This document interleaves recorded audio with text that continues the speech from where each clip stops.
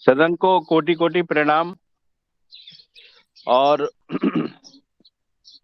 आज जो कुछ टॉपिक रह गए थे, मैं आपको बताऊं कि सन 1980 में मेरे पिताजी ने सबसे पहले स्प्रिंकलर लेके आए थे यहाँ पे।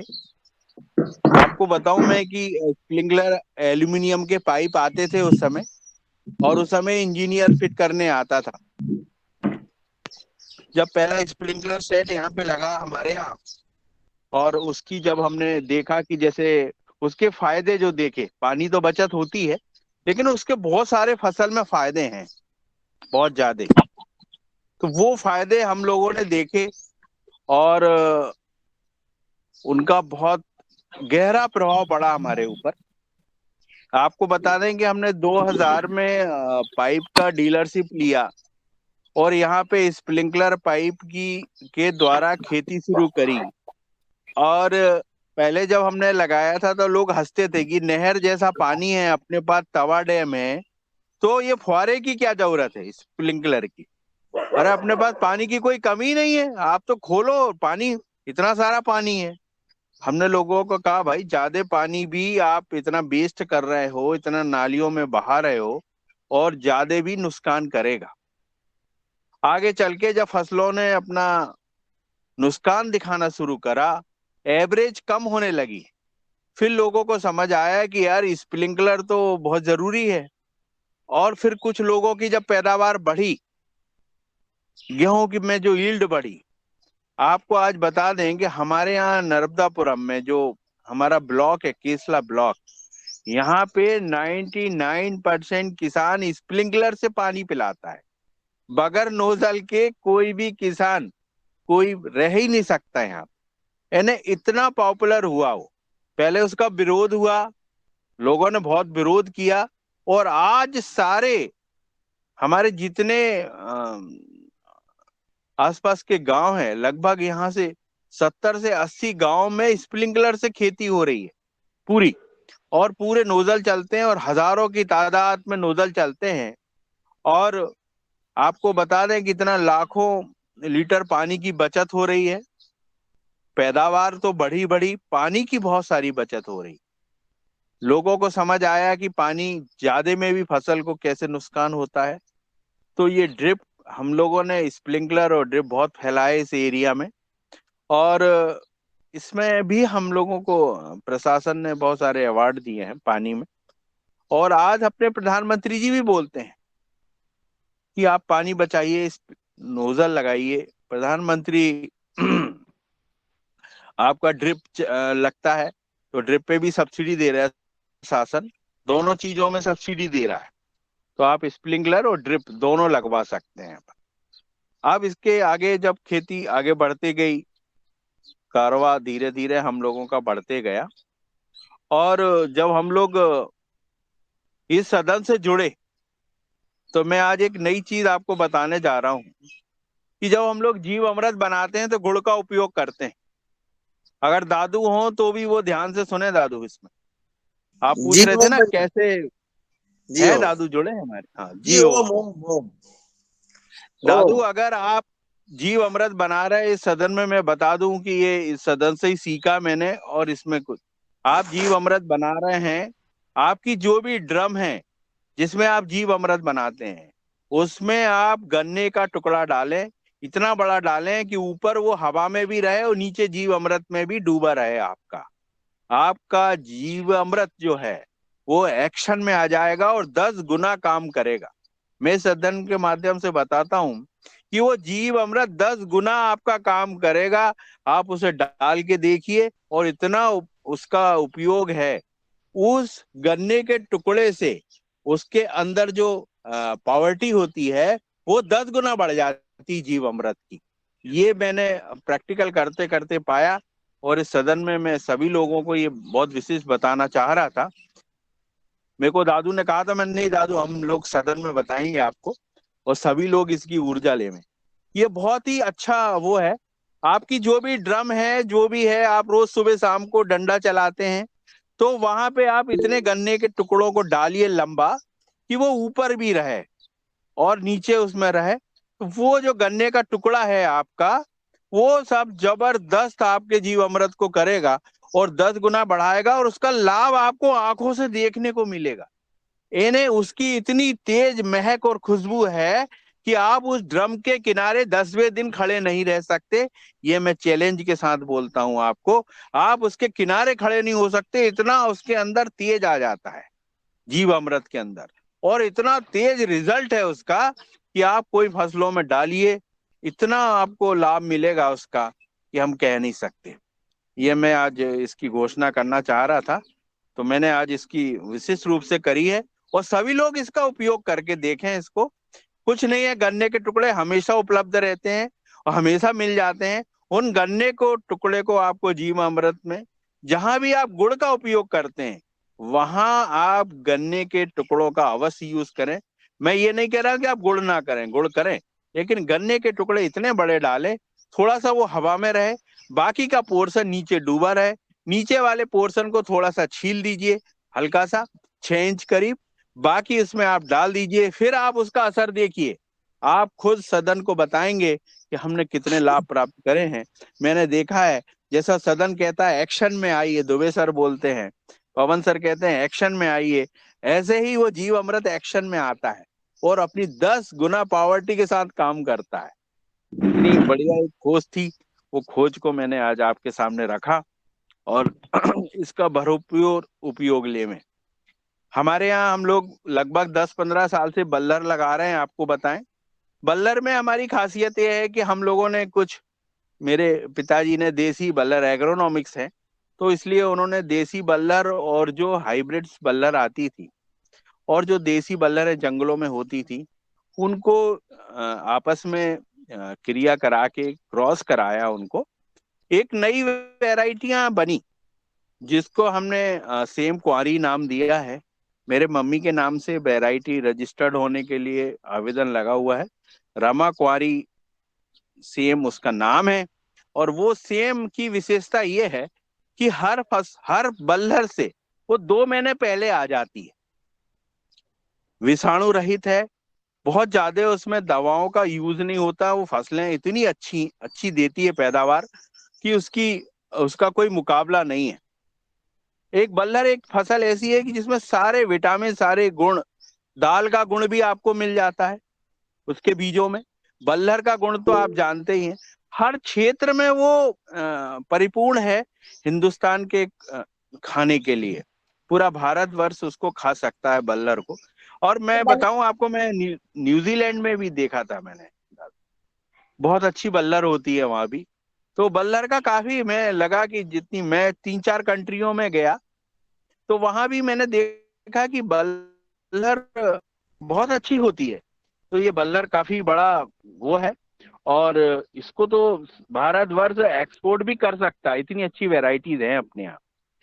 ये लगभग जून के महीने में लगती है, और इसको जून के महीने में आप, जो आपकी रो से रो की दूरी 4 फीट रख लें, प्लांट से प्लांट की दूरी आप 2 फीट रख लें। मल्चिंग अगर आपके पास है तो मल्चिंग लगाएं, नहीं तो आप जो भुट्टे मक्के का, जो मक्के के भुट्टे के कवर होते हैं उससे मल्चिंग आप कर सकते हो, उससे आप मल्चिंग उसकी कर दीजिए और आप ड्रिप लगा दीजिए। और आपको फेरोमोन ट्रैप उसमें लगाने पड़ेंगे, जो मैंने सदन में सभी लोग जब मेरे घर आए थे तो मैंने दिखाया था कि प्रकाश जाल में कैसे लाखों कीड़े फंस जाते हैं, वो आपको करना पड़ेगा। और अभी जो अपन ने बेनी प्रसाद जी वर्मा जी से जो सीखा था कि वो ट्रैप में हरे नीले वो लगाएं, तो वो भी बहुत अच्छा है। इस बार हम लोगों ने यूज करके देखा, और बहुत सारी जो इलियो के ट्रैप आ रहे हैं वो भी आप लगाएं, तो उसका भरपूर उपयोग मिल सकता है। सदन को बता दूं मैं कि बल्लर एक ऐसी फसल है कि आपको 4 फीट में आप दूरी पे लगाएंगे तो आपका बखर, पावर टिलर, ये आराम से, छोटा ट्रैक्टर, ये निंदाई कर देता है।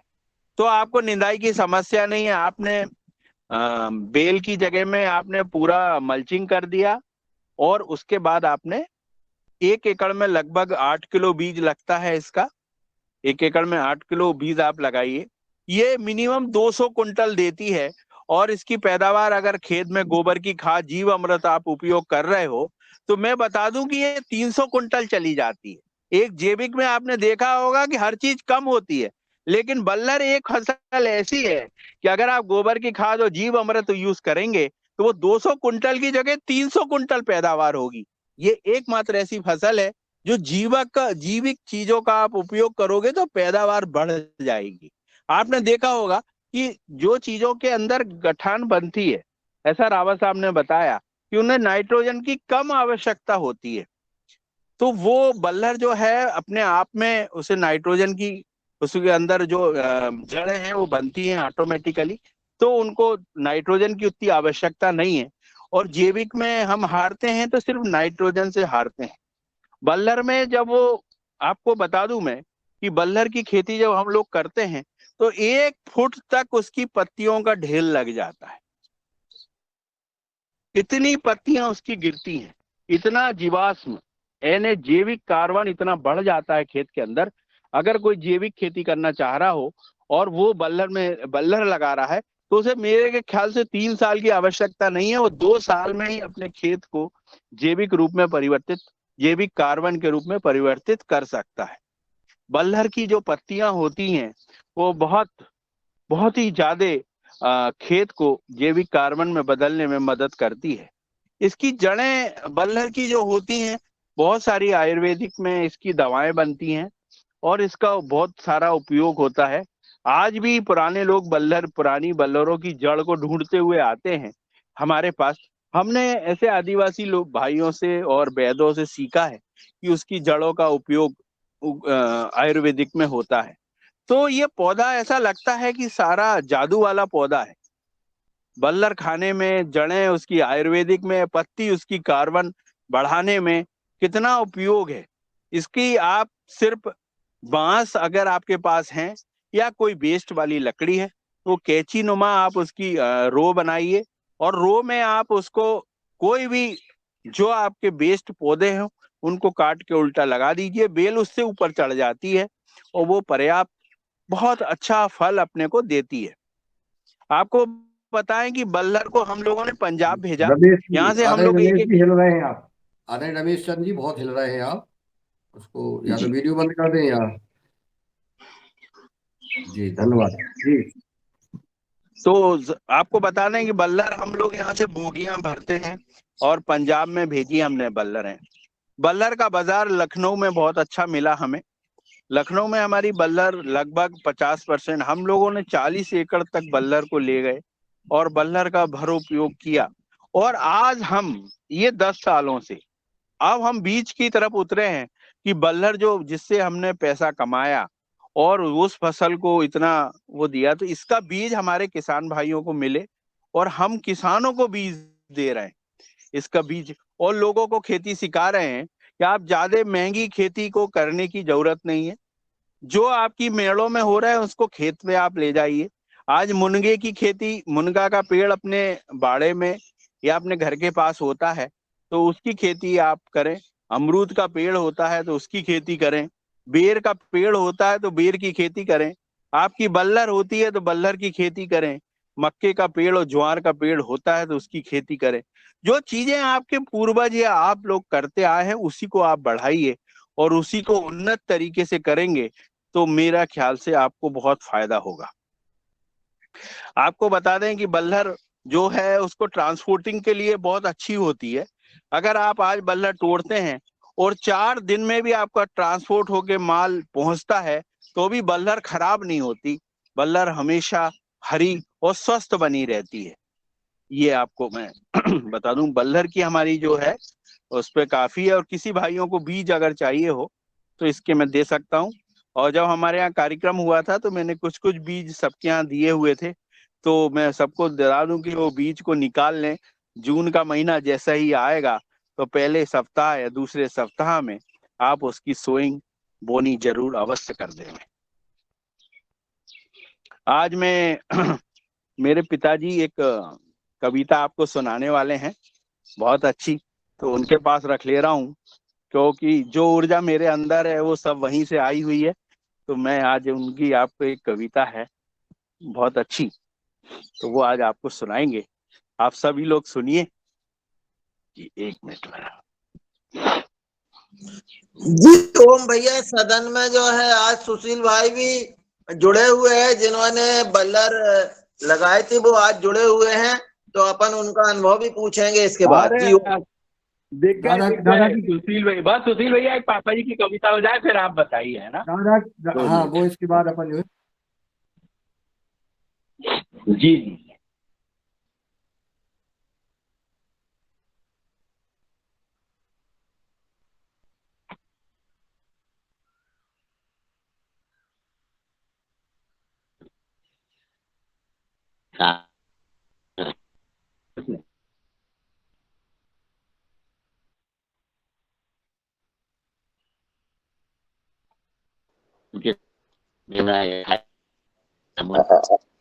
आवाज कट रही है शरद जी। बाबू जी को बोले थोड़ा बेर के पेड़ के पास कुर्सी लगा दीजिए ना। शरद शरद भैया आवाज कट रही है तो बाबू जी कुर्सी उधर पेड़ के पास लगाइए। ये ठीक है जहाँ सर। इनकी रामकृष्ण रघुवंशी जी की गाड़ी रखी रहती ना, वहां वहां लगा दो कुर्सी। हाँ बहुत, 1 मिनट लगा है। कोई बात नहीं, आराम से लगा वो दीजिए। करते हैं आप।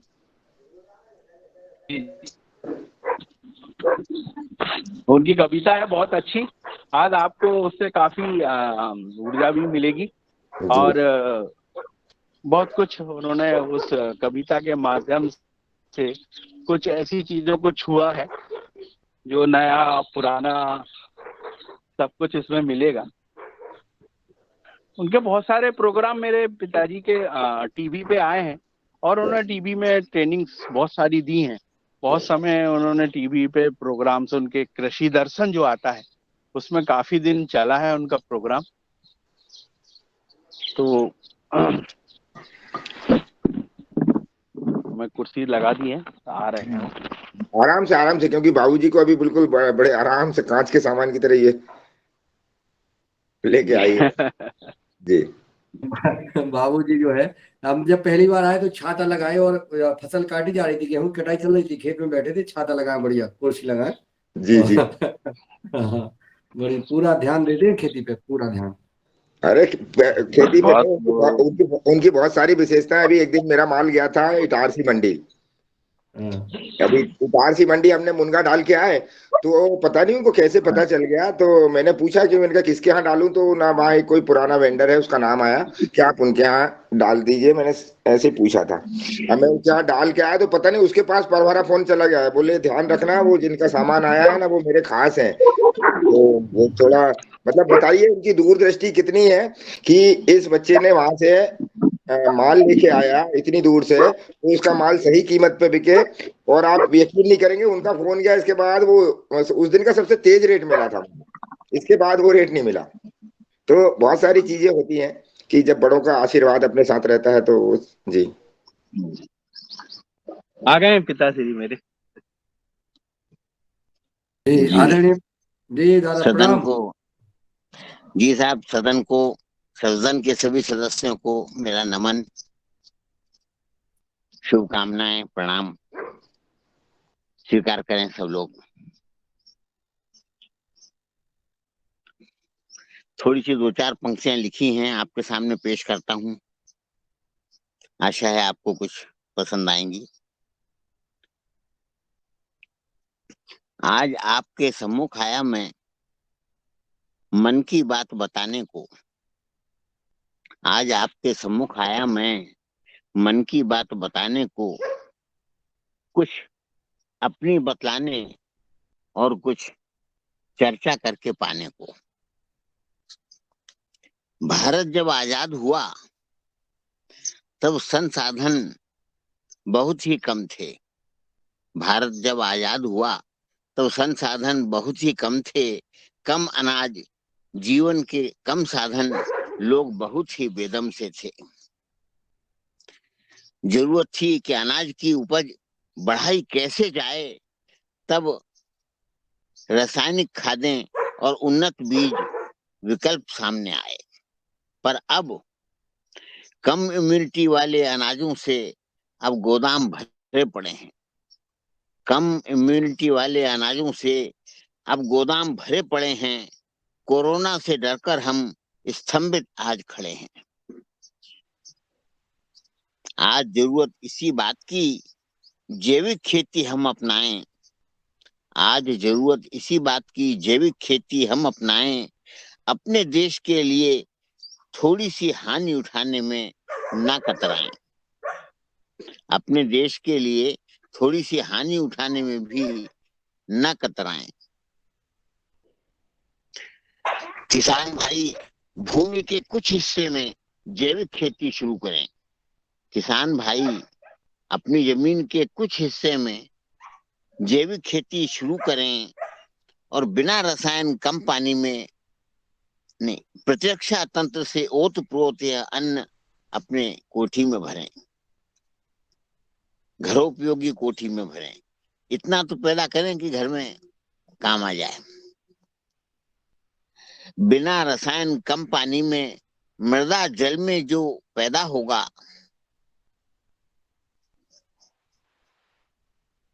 बिना रसायन कम पानी में मृदा जल में जो पैदा होगा, जिजीविषा से पैदा इस अनाज से स्वास्थ्य खूब अच्छा होगा। याद करो कोरोना विषाणु को जो अचानक दुनिया पर छा गया और कम इम्यूनिटी वालों को बेभाव निपटा गया। याद करो उस विषाणु को जो अचानक दुनिया पर छा गया और कम इम्यूनिटी वाले लोगों को बेभाव निपटा गया। इससे भी घातक विषाणु अब नहीं आएंगे, क्या गारंटी? इससे भी घातक विषाणु अब नहीं आएंगे, क्या गारंटी? कमजोर प्रतिरक्षा तंत्र वालों की दुनिया में नहीं वारंटी। इसीलिए किसान भाई देश हित में जैविक खेती को अपनाएं। धीरे धीरे अपनी भूमि को रसायनों से मुक्त कराएं। इसलिए किसान भाई देश हित में जैविक खेती को अपनाएं और धीरे धीरे अपनी भूमि को रसायनों से मुक्त कराएं। इसी सदन में ये सीखा है वैज्ञानिकों और चतुर किसानों से कि कुछ सालों में फिर से खेत सजेंगे रसायन मुक्त हो जाने से। कुछ समय लगेगा। कुछ सालों में फिर से खेत सजेंगे रसायन मुक्त हो जाने से। मोदी योगी और योग ऋषि ने जग में भारत का नाम बढ़ाया। दुनिया में नाम रोशन करने का अब नंबर किसानों का आया। कृषि वैज्ञानिक रहे न पीछे, ऐसे अनाज बीज लाएं बिना रासायनिक खादों के जो अच्छा उत्पादन दे जाएं। आशा ही नहीं विश्वास मुझे किसान जब अपनी पर आएगा, जैविक खेती में दुनिया को भारत ही मार्ग दिखाएगा। धन्यवाद। बहुत सुंदर। सभी सदन की ओर से तालियां बजा करके परमपूज्य दादाजी का सम्मान करें। बहुत सुंदर, बहुत सुंदर। बहुत आप लोगों ने सुनी और ऊर्जा मिली होगी, मेरी ऐसी आशा है। जी, कुछ सवाल में के लिए हैंड रेज किए हैं किन्हीं भाई बहनों ने। आदरणीय कल्पना खोटले जी, आपने हैंड रेज किया था, सूरज जी से कोई सवाल करना चाहती हैं? दादू को भी प्रणाम, और हम बहुत जल्दी दादू से मिलेंगे। ये बल्लर की खेती, बल्लर क्या होता है बताइए दादू। ये सेम होती है, सेम आपके यहाँ पे बीन बोलते हैं ना, बीन जिसको, बीन, सेम, बल्लर, सेमी, हाँ सेमी सही। ये तो बारिश में निकलती है हमारे साइड में। हाँ तो जून में लगती है, बारिश में निकलती है। अगर आप अब वो बाड़ों में लगी रहेगी तो बारिश में निकलेगी, और आप खेतों में लगा दोगे तो पूरी सारी ठंड के बाद तक निकलेगी हमारे। और जो बारिश में निकलती है वो छोटे पौधे वाली होती है, ये बेल वाली है ये। इसका स्वाद जी जी। और बेल वाली जो होती है इसका स्वाद बहुत होता है, और जो पौधे वाली होती है इसका स्वाद थोड़ा कम होता है। वो सुशील भाई जुड़े हैं, वो बताएंगे बल्लर के विषय में। नए मुनीलाल सर जी बुलाए हैं उनको क्या, सुशील भैया। सदन में सभी लोगों को नमन। हेलो। जी जी हाँ, बोले बोले। जी आवाज आ रही सब? आदरणीय आदरणीय सुशील जी, जैसा कि अभी शरद भैया ने बताया कि हमने कई जगह बीज दिए हैं, सेम के बीज बांटे हैं। तो सेम के बीज बांटने में एक किसान भाई आप हैं सदन में उपस्थित हैं, तो आप बताइए कि कैसे इनसे बीज ले गए और क्या किया और कितना क्या हुआ, कोई लाभ हुआ कि शरद जी ऐसे ही बोल रहे हैं? थोड़ा सा स्पष्ट करने का कष्ट करें। जी सर, ये बलहर की जो खेती है बहुत अच्छी खेती है, और कोई भी इसको बहुत आसानी से कर सकता है। और बीज तो भाई साहब के पास बहुत एक नंबर क्वालिटी का है, और इसका रेट भी मार्केट में बहुत अच्छा होता है। हेलो, आवाज आ रही सभी लोगों को? आप बोलो। आपकी आपकी आवाज आ रही है। जी, तो बहुत अच्छा बीज भाई साहब उपलब्ध कराते हैं, और सबसे कम लागत की फसल मुझे लगी है बलहर की।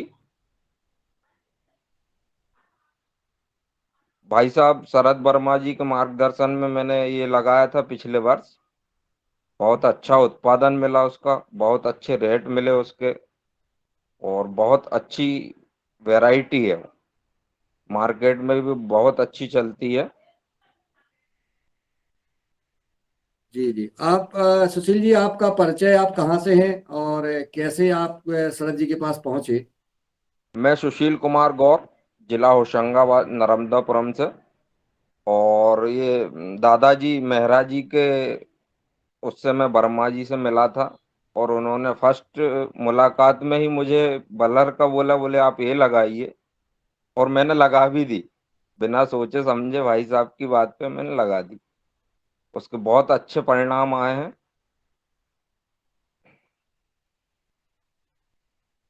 आदरणीय भाई सवाल करना चाहते हैं, तो जी, सबसे पहले मैं पांडुरंग दुबे जी को आमंत्रित करूंगा। पांडुरंग दुबे जी, आप अपना सवाल कर सकते हैं। आपका हैंड रेज था आदरणीय पांडुरंग पांडुरंग जी। फिर मैं आदरणीय प्रभा जी ऋषिकेश से हैं बहन, उनको सादर आमंत्रित करता हूँ, वो आए अपनी बात रखें। जी भैया जी, धन्यवाद।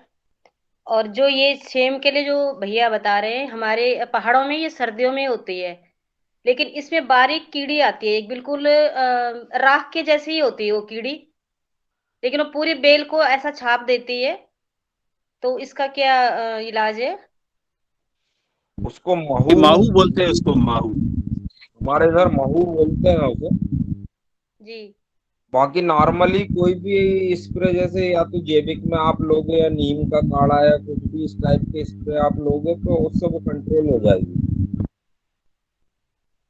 बाकी फिर भाई साहब ने अभी बताया था, जैसे फेरोमोन ट्रैप आते हैं, उसका भी बहुत अच्छा रिजल्ट होता है। और एक देसी इलाज भी होता है महू के लिए। अगर अपने पास जो चूल्हे की बची हुई राख होती है, राख का उसके ऊपर छिड़काव किया ये जाता है, तो उससे भी बहुत अच्छे आवाज कंट्रोल नहीं होता आ रही, जरा आवाज कम आ रही है आपकी। है। हेलो। हाँ जी भैया। अपने जो चूल्हों से जो राख बचती है, राख जो बोलते हैं, हाँ जी हाँ जी। उसको भी अगर उस पर डाल दिया जाए तो उसका भी बहुत अच्छे रिजल्ट है। जी जी। बाकी बहुत अच्छी चीज है, कोई भी लगा सकता है, और कम से कम थोड़ा थोड़ा अपने घर के लिए तो लगा ही। हाँ जी हाँ, बेल तो काफी अच्छी होती है इसकी, लेकिन इसमें वो ये कि कीड़ियां बहुत जल्दी आती है ना, इसी कारण से फिर पूरी बेल काटनी पड़ती है।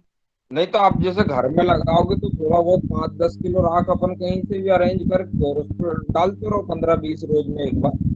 जी जी जी। बाकी या फिर जैविक में आप नीम ऑयल का स्प्रे करें तो उससे भी वो कंट्रोल रहेगा। जी धन्यवाद भैया जी। जी और जी धन्यवाद। और आदरणीय सुशील जी और आदरणीय शरद जी, आपसे आदरणीय रघुवीर सिंह रावत जी संवाद करेंगे। तो मैं सादर आमंत्रित करता हूँ आदरणीय रघुवीर सिंह रावत जी को कि वो आए और हमारे आज के चीफ गेस्ट महोदय से सदन में संवाद करने का कष्ट करें। जी सदन को मेरा प्रणाम। आप आदरणीय शरद जी ने बहुत ही सुंदर विधि बताई, ये जीवामृत में गन्ना डालने वाली।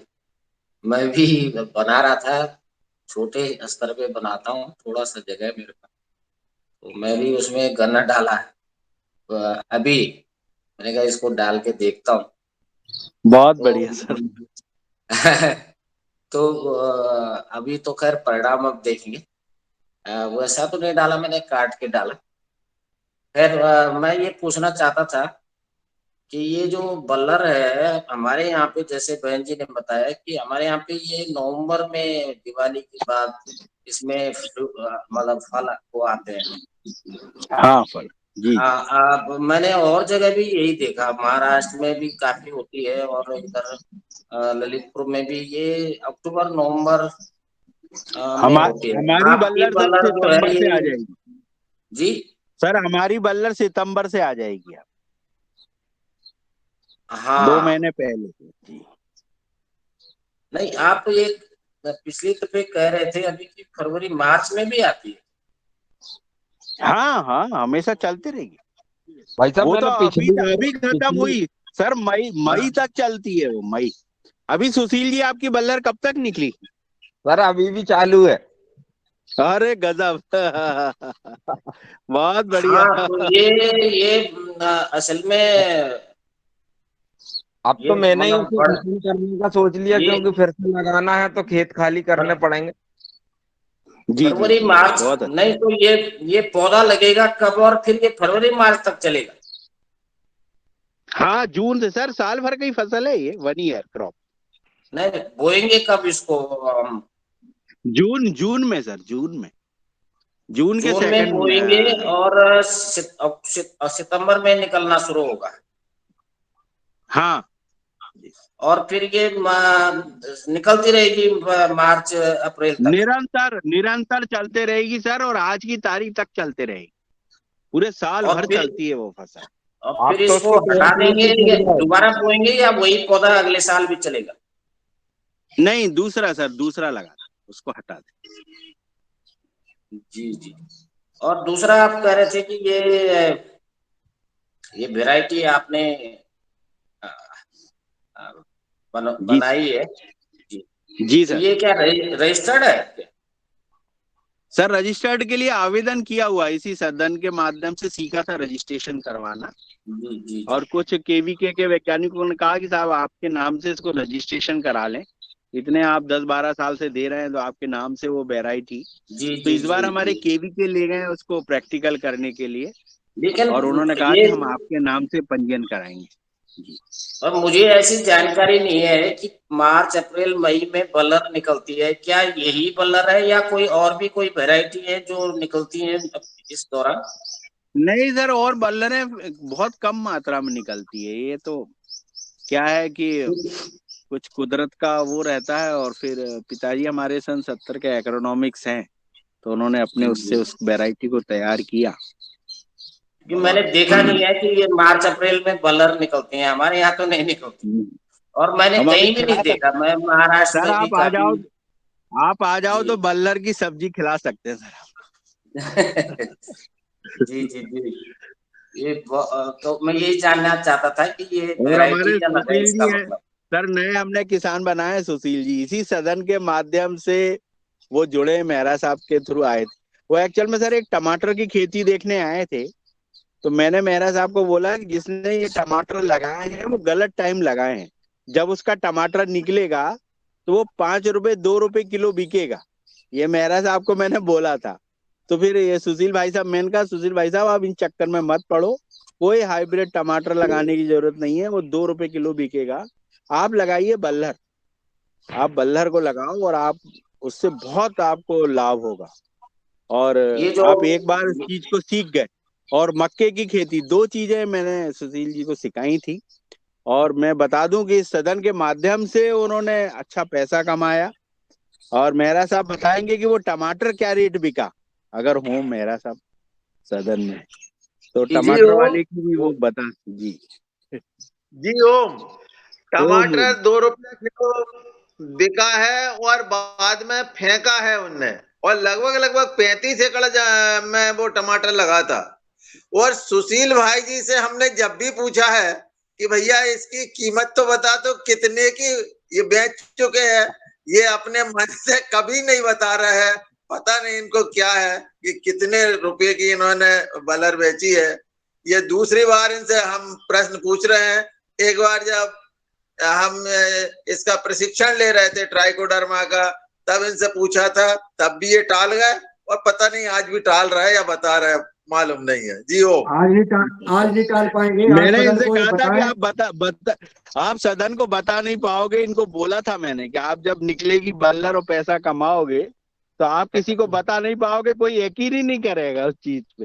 एक जी एक एकड़ में बताइए आपने सुशील भैया, बताइए। एक एकड़ में लागत और उसका लाभ, 1 एकड़ में आपने बल्ला से कितना रुपए कमाया है, वो बताने का कष्ट करें सुशील जी। भाई साहब मैंने ये लगाया था, लगभग आधा एकड़ में लगाया था, तो इससे लगभग मुझे 1.5 लाख रुपए की इनकम हुई है। और इसमें लागत अगर टोटल जोड़ी जाए तो मुश्किल से 25 से 30 हजार रुपए। क्या कह रहे इसमें हैं? अगर इसमें अगर बहुत तुड़ाई बढ़िया। जोड़ जी जी इसमें जी अगर जी। तुड़ाई जोड़ दी जाए तो 50 हजार रुपए ओनली लागत। 50,000 लागत और 1.5 लाख रुपए की आमदनी एक आधा एकड़ में।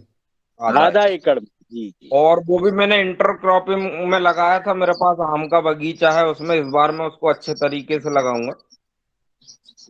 बहुत तो बढ़िया। बहुत अच्छा रहा उसका। और भाई साहब ने जो मक्के का बताया था, मक्का भी बहुत जबरदस्त रही मेरी।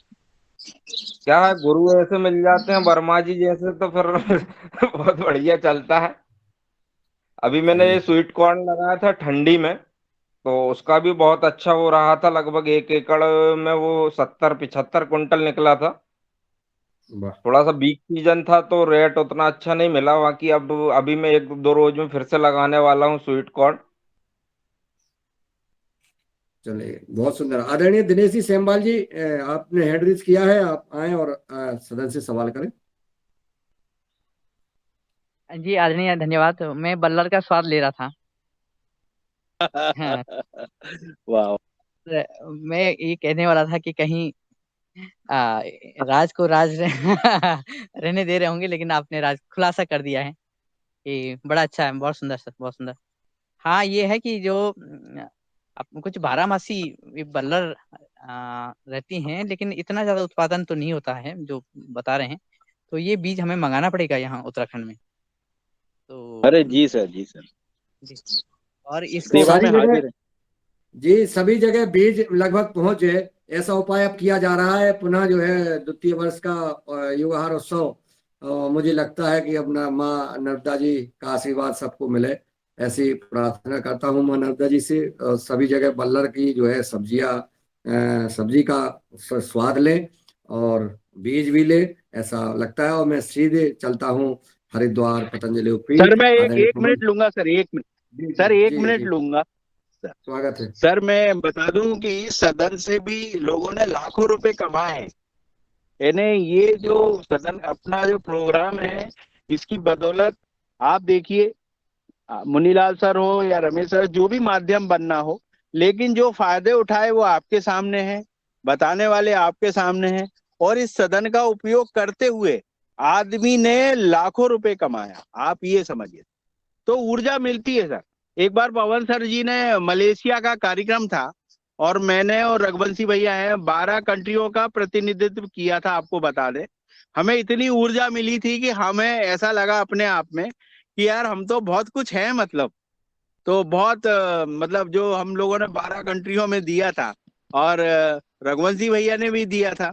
तो ये ऊर्जा, बहुत सदन से इतनी ऊर्जा मिलती है कि हम इसका बयान नहीं कर सकते।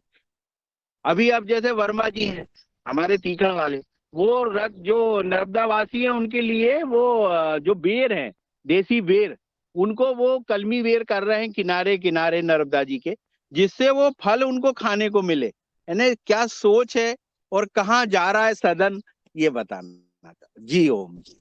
बहुत सुंदर। बात करने में बहुत समय की कमी पड़ जा रही है। इतना पुरुषार्थ युवा हर कार्यक्रम के सदस्य कर रहे हैं। रामकृष्ण राघवन सिंह ने हैंड रेज किया है जी। स्वागत है। समय अपनी ओर बढ़ रहा है जी। रामकृष्ण जी। जी ओम। और जैसा कि समय की कमी है तो मैं कम शब्दों में अपनी बात रखूंगा कि सदन के माध्यम से हर व्यक्ति को जो आपके अंदर छुपा हुआ जो टैलेंट होता है उसको, बहुत सारे हमारे देश में ऐसी व्यवस्था है कि आपने कहा ना कि सरस्वती इधर उधर कभी कभी धक्के खा रही है और बाकी ये सब सारे जो स्लोगन है, तो इसमें ऐसे ऐसे लोगों को मंच मिला है जिनके पास टैलेंट तो था, लेकिन या उनको रोल तो अदा करना आता था लेकिन उनके पास प्लेटफॉर्म नहीं था। और इस मंच के माध्यम से ज्ञान का जो प्रचार प्रसार हुआ है और निस्वार्थ भाव से वो जो हुआ है वो अभी तक कहीं देखने को नहीं मिला। कल अशोक जी सदन में जुड़े हुए हैं और कल अशोक जी शाम को मेरे पास फोन आया लगभग 7 बजे कि आप कहाँ हो। तो मैंने कहा, अशोक जी से बोला, मैंने कहा मैं तो फार्म हाउस पे हूँ। बोले यार तुम मिलते नहीं हो और तुम्हारा समय बहुत वो रहता है, तो अभी मैंने सोचा कि अब रात में ही लगा लूं फोन। तो वो शिवपुर आए थे, तो शिवपुर से अपनी गाड़ी लेके मैं भी थोड़ा सामान लेने गया था, तो मेरे साथ फार्म हाउस आए और हम दोनों की कृषि के ऊपर और पेड़ पौधों के ऊपर ये चर्चा काफी लंबी हुई। तो उसमें यह है कि सदन के माध्यम से ऐसे ऐसे लोगों को प्लेटफॉर्म मिल रहा है। और कल अशोक जी के शब्द थे कि भाई साहब जो बाकी बात तो सब ठीक है, लेकिन योग के माध्यम से जो हमको स्वास्थ्य लाभ हो रहा है वो तो यार के अद्भुत है। मैं तो सब काम एक तरफ करके रोज मैंने 1.5 घंटा इस सदन के लिए सेव कर दिया है। 1.5 घंटे के अलावा मैं कुछ कहीं नहीं जाता, ना कोई दूसरे काम लेता हूँ। 1.5 घंटे के बाद मेरी जिंदगी शुरू होती है। ये उन्होंने कल उनके शब्द थे। और सदन के सामने एक चीज और रखूंगा कि यहाँ पे जिन लोगों को जो मंच मिल रहा है उससे एक नई ऊर्जा जो पैदा हो रही है। बहुत सारे लोग हमारे यहाँ ऐसे हैं कि जिनके पास ज्ञान का अथाह भंडार है, लेकिन उसका प्रचार प्रसार नहीं हुआ। और पहली बार पूरे देश में ऐसा हो रहा है कि जहाँ पे योगाहार निःशुल्क रूप से सबको उपलब्ध हो रहा है। जो कार्यक्रम अलग अलग बड़े बड़े, इसको धुरंधर शब्द कहेंगे तो ज्यादा अच्छा होगा कि योग के धुरंधर जो मास्टर हैं वो लोगों के माध्यम से इस एक योग को तरह तरह से कराना। इसके ऊपर कल अशोक जी ने मुझसे कहा कि मुझे तो ऐसा कहीं देखने को नहीं मिला, क्योंकि बहुत सारे लोग इसके लिए 5,000 10,000 की पेमेंट करते हैं। शायद सुरेखा जी इसमें जुड़ी नहीं है नागपुर से, वो खुद भी कंसल्टेंसी से लोगों को 5,000 पेमेंट लेके योग कराने जाती है। यही जो हमें फ्री में उपलब्ध हो रहा है, तो ये अपने आप में सदन की बहुत बड़ी उपलब्धता है। और इस विचार को शुरू करने वाले हमें परम सम्मानीय परम आदरणीय हमारे यादव गुरु जी, उनका मैं हृदय से कोटि कोटि धन्यवाद करूंगा कि उनकी एक सोच थी कि एक ऐसा कार्यक्रम चलाएं और उन्होंने 6 लोगों से शुरू किया था इसको, जिससे कि अभी कई लोगों को लाभ हो चुका है। कई की खेती सुधर गई, कई के कर्जे उतर गए। बहुत सारी ऐसी चीजें हैं जो हो रही हैं और मैं आशा करता हूं कि गुरुदेव इस सदन को इसी प्रकार से हमारी आने वाली पीढ़ियों के लिए भी चलाते रहें। जी ओम। धन्यवाद आदरणीय रामकृष्ण राघवन सिंह जी। मैं सीधे चलता हूं जहां से जिनके नेतृत्व में यह कार्यक्रम सफलतापूर्वक संचालित है। आदरणीय पवन कुमार जी को सादर आमंत्रित कर रहा हूं कि वो आए और हम सबको मार्गदर्शन देने का कष्ट करते हैं। सदन के सभी सदस्यों को आज पुनः नमस्कार, प्रणाम। और बहुत सुंदर चर्चा आज भी हमारी रही है और इतनी सारी चीजें आज निकल के आई हैं जो हमें उत्साह से भर रही हैं, जो हमें जो जो अनुभव आधारित हमारे जो चीजें की गई हैं, जो प्रत्यक्ष रूप से प्रमाणित हो गई हैं और जिसका प्रभाव हमारे जीवन पर, हमारे सबके जीवन पर पड़ा है। ऐसी सब चीजें आज ऐसे खुलासे हुए हैं जिसको सुन करके बहुत दिल खुश हुआ है। और इसको आशा है कि हम ये जो चीजें हैं इस पर हम रोज प्रगति करें, रोज हम बातचीत करें और अपने अनुभवों को, जो बात अभी हो रही थी, उसको सबके सामने बताएंगे, खुल करके बताएंगे और उसमें संकोच नहीं करेंगे और तो उससे भी फायदा होगा। जो अभी आज शरद जी ने आज बात बताई और उसके बाद पिताजी ने फिर बहुत ही सुंदर कविता सुना करके अपने जीवन के अनुभव को हमारे सामने प्रत्यक्ष रूप से एक हमें झचकोरा भी है और उसमें उसको हमें याद भी दिलाया है कि हमें हमें क्या कुछ करने की जरूरत है। ये सब चीजों के लिए उनका भी बहुत ज्यादा अभिनंदन है, बहुत अभिनंदन है। इसी प्रकार से जो चीज उन्होंने बल्लड़ के बारे में बताई कि जैविक खेती में इसकी उत्पादन ज्यादा होता है, तो ऐसा मुझे लगता है कि ऐसी फसलों का भी हमें चुनाव करना पड़ेगा और उसके बीज के वितरण की बातचीत भी, बीज के विस्तारीकरण की बातचीत पूरे देश में जो हो रही है, ये सदस्यों को ये बीज जब मिलेगा वो कितने उत्साह के साथ इसको अपने अपने अपने जगह पर लगाएंगे और उससे विस्तारीकरण करेंगे, उसका लाभ लेंगे। पौष्टिकता से भरे हुए इस फसल का जब कोई वो उपयोग में लाता है तो निश्चित रूप से उसको हम न केवल बीज का विस्तारीकरण हो रहा है बल्कि एक सोच का विस्तारीकरण भी हो रहा है, क्योंकि वो हमारा भोजन का हिस्सा बन जाता है। तो ऐसी आशा है कि यह जब भी अवसर मिलेगा कि ऐसे हम का बीज का हमारा आदान प्रदान हो रहा है तो उसका भी लाभ निश्चित रूप से मिलेगा। कल मेरे हमारे ऑफिस में एग्रीकल्चर इंश्योरेंस कंपनी के प्रतिनिधि आए थे, वो हमारे साथ मिलकर के कुछ आगे कार्य करना चाह रहे थे। मैंने उनको कई सारी बातों के अलावा अपने योगाहार कार्यक्रम के बारे में बताया और उनसे निवेदन किया कि जब आप अपना प्रोडक्ट को बेचने के लिए जाते हैं, वो बेचने की बात आप बाद में करें, पहले उनको यह बताएं, पहले उनसे पूछें उनकी इंश्योरेंस से संबंधी आवश्यकताएं क्या है, उनको किन चीजों की जरूरत है। किसानों को इंश्योरेंस कराना है तो किन चीजों की उनको जरूरत है और किन क्या उनको इंश्योरेंस कराने में अगर उन्होंने किया है तो उनको क्या समस्याओं को झेलना पड़ता है।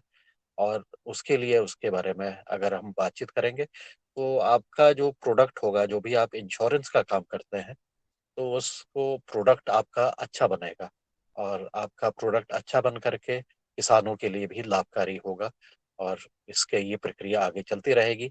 तो हम जोखिम प्रबंधन के ऊपर जो उनका जो कार्य है उनको थोड़ा सा बताया, एक आगे निवेदन भी किया है कि आने वाले समय पर वह संवाद करें हमारे साथ, वो प्रोडक्ट बेचने के लिए नहीं आए, वह संवाद करें और संवाद के आधार पर हमारे जो कृषक हैं की समस्याओं को सुने, जो फसलें वो कर रहे हैं उसके बारे में वो बता सकते हैं और जो फसलें महत्वपूर्ण हैं उसके बारे में भी जिसका इंश्योरेंस वो नहीं करते हैं उसके बारे में वो किसानों से सुने और उसके ऊपर फिर वो प्रोडक्ट बनाने का कार्य आगे करें।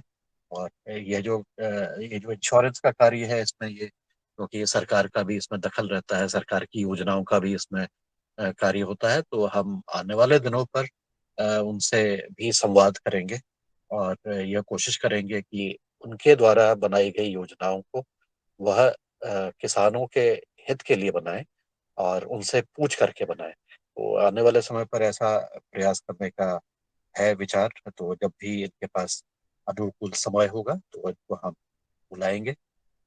और इसी प्रकार से हमारे जो ये हम जो शेयर कर रहे थे आज, और हमने आज की जो कविता आज बहुत सुंदर तरीके से गाई है, अभी कुछ ही दिन पहले, 2-3 दिन पहले ही हमने बातचीत की थी कि इस योगाहार मंच में जितने भी हमारे सदस्य हैं जो अच्छा गाते हैं उनकी कविताओं को हम उनका स्व रिकॉर्डिंग अगर होता है तो उसको हम योगाहार का जो हमारा यूट्यूब चैनल में है उसमें अलग से उनके लिए एक स्थान देते हुए उसके लिए उसको करेंगे।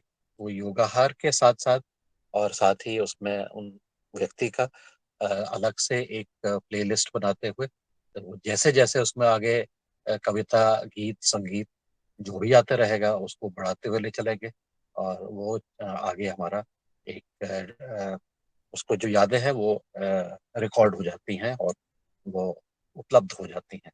तो आप सबसे निवेदन है कि ऐसी कविताएं, गीत, संगीत, आज रंजना जी ने भी बहुत सुंदर गीत गाया, तो इस तरह से जो भी कविता है, गीत है, संगीत है, उसका स्वतः ही कुछ रिकॉर्डिंग आप भेजेंगे हमारे पास तो उसको मैं प्ले लिस्ट में डालना शुरू करता हूँ। और सबकी जानकारी के लिए ये जो यूट्यूब चैनल है इसका नाम हमने कुछ और रखा हुआ था, लेकिन अब इसका नाम नाम चेंज होकर के योगाहार हो गया है। आप योगाहार के नाम से हिंदी में आप सर्च करेंगे तो आपको यूट्यूब चैनल मिलेगा, उसको आप सब्सक्राइब कर लीजिएगा, लाइक कर लीजिएगा, तो उसके भी फॉलोअर्स उसमें बढ़ेंगे। और ये जितना भी हमारी रोज की कक्षाएं का संवाद हो रहा है, ये रोज उसमें रिकॉर्ड हो रहा है, तो उसको आपको कोई भी ऐसा रिकॉर्डिंग सुननी है तो उसको आप पुनः सुन सकते हैं। और इसमें भी सुझाव आए थे कि इसको थोड़ा सा हमें एडिटिंग करने की ज़रूरत है। वो एडिटिंग करने के लिए भी और हमें और मेहनत करनी पड़ेगी, किसी व्यक्ति को इसी काम में लगाना पड़ेगा। लेकिन जो भी है अभी सारा का सारा जो भी चर्चाएं हुई हैं उसमें सम्मिलित की गई। तो आज के बहुत सुंदर आज के व्याख्यान के लिए और आज के जो हमारे योग अ, शिक्षक थे उनके द्वारा भी बहुत सुंदर तरीके से आज जो ध्यान कराया गया, और तो उसके लिए भी बहुत बढ़िया उन्होंने किया है, तो उसको हम सभी को नमन करता हूँ, सदन को। और साथ ही कल रघुवीर ये रामकृष्ण रघुवंशी जी ने मेरा नाम लेकर के कुछ एक आग्रह किया था, उस समय नेटवर्क में डिस्टरबेंस था, तो रिकॉर्डिंग को सुना और रिकॉर्डिंग मैंने सुनी और यह प्रयास किया कि वो क्या आग्रह करना चाह रहे थे, क्या बोलना चाह रहे थे। तो इस आने वाला समय बलवान है। समय हमारा जब भी समय होगा वो ऐसा अवसर जरूर आएगा, स्वतः ही आएगा, और कोई भी ताकत उसको नहीं रोक पाएगी। तो मैं आशा करता हूँ कि जो हम पौधे लगा रहे हैं, जो हम बीज रोप रहे हैं, चाहे वो बल्लड़ का बीज हो, चाहे किसी और पौधे का बीज हो, पौधा हो, तो ऐसा उसका समय आएगा और उसका स्वतः ही उसका विस्तारीकरण होगा। उसका समय आने की बात है, उसी के लिए हम आगे निरंतर कार्य कर रहे हैं। और इस सदन की जो चर्चाएं हो रही हैं उसमें बहुत अच्छा सभी का योगदान है। सभी को सीखने का, सिखाने का एक मौका मिल रहा है, प्लेटफॉर्म मिल रहा है, जैसा रामकृष्ण रघुवंशी जी ने भी बताया है। तो ये बहुत खुशी की बात है, ये बहुत उत्साह की बात है, ये बहुत हमें प्रेरणा देता है कि इससे लोग अपने मन से एक स्वैच्छिक रूप से आगे आकर के अपना काम कर रहे हैं। और हमारा ध्येय भी यही है कि ये स्वेच्छा से कार्य आगे हो, तभी उसमें उन्नति प्रगति होगी। मैं अपनी वाणी को विराम देता हूँ। सभी को नमस्कार, धन्यवाद, प्रणाम। जी धन्यवाद सर। और आपने ये महानता आपकी देखी, आप जो चीज नहीं सुन पा रहे हैं उनको आप जो है रिकॉर्डिंग सुनते हैं। हमारा निवेदन है सदन से कि सभी यूट्यूब चैनल पर योगाहार हिंदी में योगाहार कार्यक्रम को सब्सक्राइब करें और पूरी रिकॉर्डिंग जब भी जिसको जितनी सुनना है वो सुने। और कई बार जो उपाय बताए जाते हैं हम नोट नहीं कर पाते हैं या भूल जाते हैं, तो वो रिकॉर्डिंग हो रही है और उस रिकॉर्डिंग को आप लोग सुने और अपना जो सुझाव सदन में देते हैं वो सभी रिकॉर्ड किया जाता है। आदरणीय पवन सर जी उस रिकॉर्डिंग को रोज सुनते हैं, अगर कहीं किसी कारण में व्यस्त रहते हैं। और सदन में उपस्थित आज 8:04 हो गए हैं। मैं आदरणीय रमेश चंद्र मेहरा जी को निवेदन करूंगा कि वो आए और सबका आभार ज्ञापित कर आज के सदन को विराम दें। कल 5:30 बजे मिलते हैं और नए योग शिक्षक के साथ, नए चीफ गेस्ट के साथ। जी ओम, सदन को नमन। आज की हमारी योग कक्षा बहुत अच्छी रही। साथ ही साथ आज जो है शरद भैया का पुनः हमें मुखातिथ्य मिला और उन्होंने आज पुनः एक नई चीज हमको सदन को दी है कि भाई जो आप जीवामृत बना रहे हैं उसमें गन्ने को डाल करके उसकी और गुणवत्ता को बढ़ा सकते हैं। तो आज उपस्थित आदरणीय पवन कुमार जी, आदरणीय भुवनेश्वर राय जी, आदरणीय बने सिंह जी, ब्रजगोपाल जी, दिनेश शनवाल जी, आदरणीय ईसा कोठारी जी, कल्पना जी, कृष्ण कुमार जी, निर्मला जी जोशी जी, ओमकार नाथ जी, पातंजलि से प्रभा थापियाल जी, प्रदीप वर्मा जी, प्रणीता शाकरे जी, पुण्यकाम जी, रघुवीर रावत जी, रामकृष्ण रघुवंशी जी, रवि आदित्य जी, रूप सिंह जी, रूमीराम जी, शरद वर्मा जी, उमा शंकर जी, वैशाली जी, विनय विनय विनय कुमार जी, विजय मिश्रा जी। तो योगाहार से आप सभी का बहुत बहुत अभिनंदन सर, स्वागत। आप लोगों ने इतना समय दिया और हमारी बात सुनी, और सुशील भाई जिन्होंने जो अपनी आदरणीय वर्मा जी के मार्गदर्शन में जो खेती की और उससे जो लाभ प्राप्त किया, उन्होंने अपने अनुभव सुनाया, वो आदरणीय मुन्नीलाल जी और रंजना जी, इन सबको पुनः पुनः नमन। जी ओम, सभी का आभार।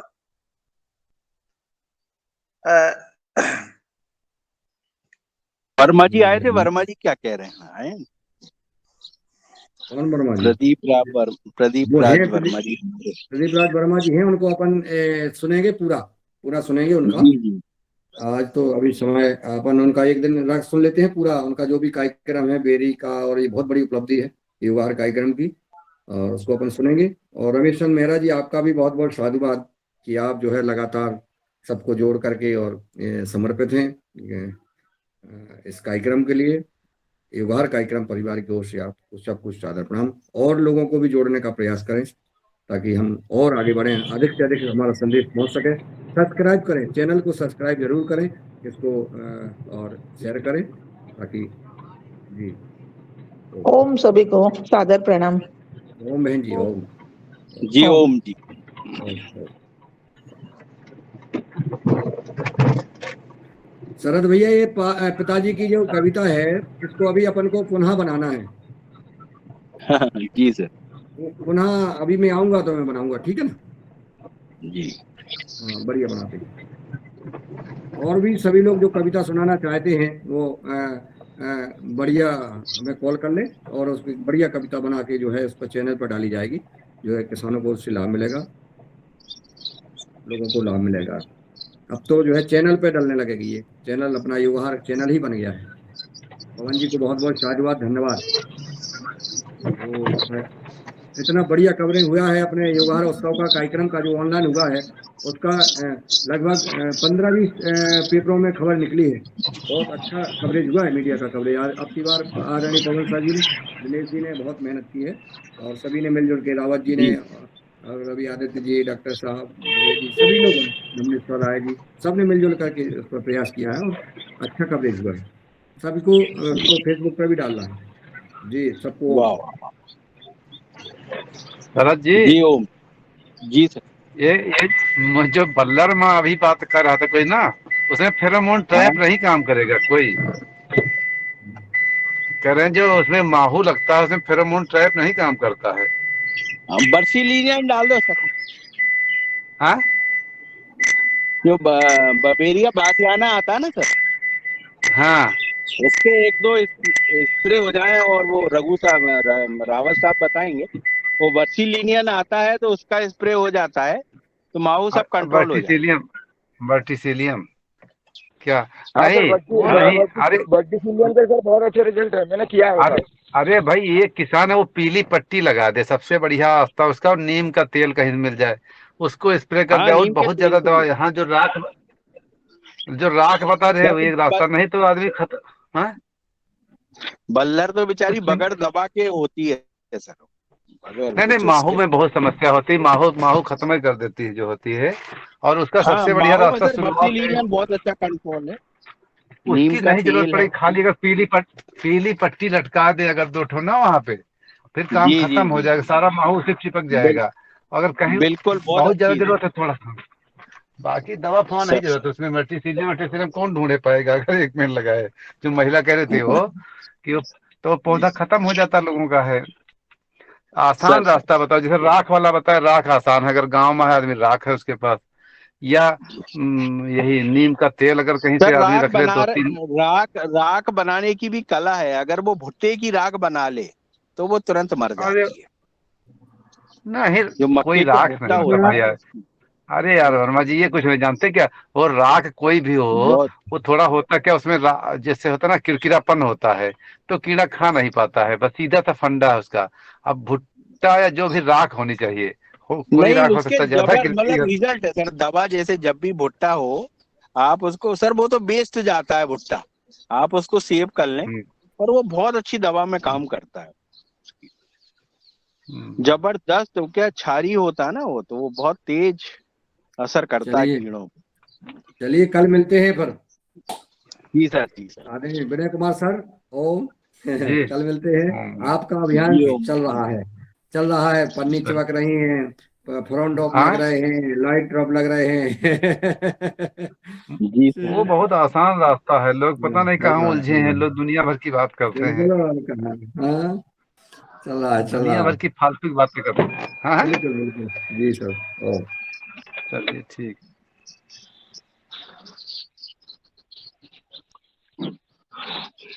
क्या हो गया रघुवंशी भैया, जाने का मन नहीं हो रहा है क्या? अरे मन नहीं हो रहा है। अरे अभी विनय कुमार जी से मैं बात करने वाला था, गुरुजी ने ओम कर दिया। भाई मैंने वर्टिसिलियम का उपयोग किया है ना, कि कल्चर बेस सबसे ज्यादा काम मैं ही करता हूँ। क्या है कि अभी क्या है, बहुत सारी चीजें हैं आदमी नहीं बना पाता, तो रेडीमेड चीजें जो मार्केट में अवेलेबल हैं उसमें वर्टिसिलियम का और बेसिलस का इतना अद्भुत प्रयोग है, अद्भुत उपयोग है। क्योंकि आज आप किसी को कितने भी कुछ बता दो कि देखिए 1 किलो गुड़ ले लेना, तो ये कर लेना, तो फिर उसमें ये पत्ते डाल देना, तो वो पत्ते मिला देना, तो आदमी सुनता तो बड़ा सा है, भाषणबाजी तो बहुत अच्छी होती है, लेकिन धरातल पे अगर आप रिजल्ट निकालने जाओगे तो मिलेंगे उंगलियों पे गिन लो ऐसे आदमी को, फिंगर पे। तो क्या होता है आज रेडी टू यूज में, क्योंकि आजकल क्या है, समय बहुत महत्वपूर्ण है, समय किसी के पास नहीं है। तो वो आप जो जिस कल्चर का नाम बता रहे थे ना, मैं वही विनय कुमार जी को बोल रहा था कि विनय कुमार जी मैं बताता हूँ उसका कैसे कैसे रिजल्ट है, लेकिन विनय कुमार जी चले गए, तो कोई बात नहीं, अभी नेक्स्ट सेशन में बात करेंगे। बहुत अच्छा जी रिजल्ट जी है जी। उसका वर्टिसिलियम का। मैं तो एक ही बार स्प्रे करा था, उसमें सब पूरी महूक खत्म हो गई थी। हाँ, सब कंट्रोल, बहुत तगड़ा कंट्रोल है उससे। अगर अरे एक भी वो, फिर वर्टिसिलियम का कारण क्या है, आने वाली जो दूसरी बीमारी थी ना, केवल सिर्फ फल छेदक का उपाय करना पड़ा था, बाकी कोई दूसरी बीमारी नहीं आई। ये एकमात्र रघुवंशी भैया ऐसी चीज है जिसकी बेल जी में आप यूरिया डीएपी दोगे तो बेल कमजोर होगी, और आप अगर 1 ढुला गोबर की खाद दे दो, हाँ फिर हाँ, देखो आप उस पौधे को, जी जी यानी जी। जैविक में बढ़ती है वो चीज, आप देखिए, ये हम्म। मेन उसका है। नहीं वो और एक और जो दूसरा मैंने आपको सब सॉइल का वो कलेक्शन वाला बताया था ना, बहुत गजब की, बहुत अद्भुत चीज है वो। अभी मैं आपको दिखाऊंगा, इधर से फ्री हो जाए, सदन से बाहर अपने स्कूल से बाहर निकलने के बाद आपको लाइव दिखाता हूँ। ठीक ठीक, उधर गेट के हाँ, बाहर मिलते हैं अपन, है ना? आप गेट के बाहर मिलते हैं। जी जी जी।